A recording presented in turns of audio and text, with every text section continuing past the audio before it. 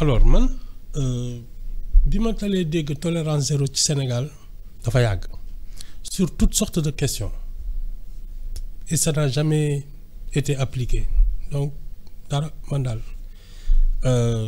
bon maintenant c'est le Premier ministre qui est devant des députés à qui a sa cause. Il y en avait quelques-uns parce que ñii dañ ko boycotté. Bon, moi je trouve que affaire u boycott parce que ñoom ils sont délégués par le peuple. Qui a des questions à poser au Premier ministre. Vraiment waruñ topp seen dënn. Si maintenant lui il est libre de répondre à sa façon, mais l'obligation des députés c'est de poser des questions au Premier ministre. Donc pour moi le boycott n'était pas la bonne méthode. Parce que le boycott ça a été toujours contre-productif. Oui, mais la preuve en 2007 quand l'opposition a décidé de boycotter les élections législatives. Mais après ils ont dû inventer des assises nationales pour avoir une tribune. Parce que quand tu n'es plus à l'Assemblée nationale, mais tu n'as plus de légitimité pour parler. Donc je pense que ce n'est pas la bonne méthode.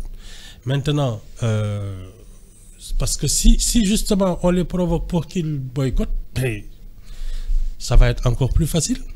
Parce que dans l'Assemblée nationale, il y a une question comme l'importance que le Premier ministre a abordé, surtout question concernant la justice.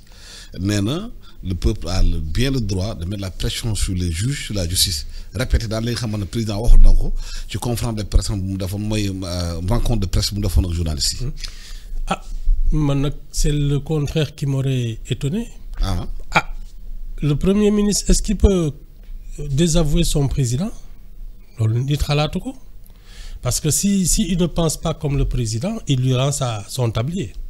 Donc il est dans son rôle de Premier ministre par rapport au président qui a affirmé quelque chose et il enfonce le clou.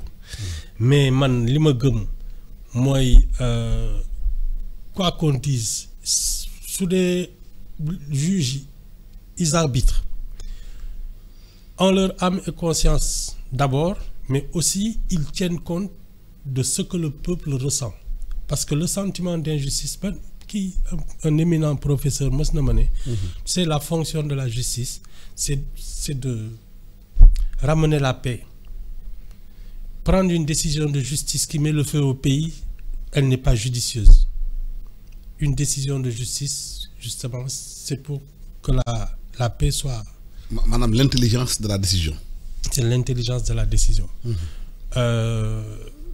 Et je pense que nous, on a des magistrats qui savent ce qu'ils font.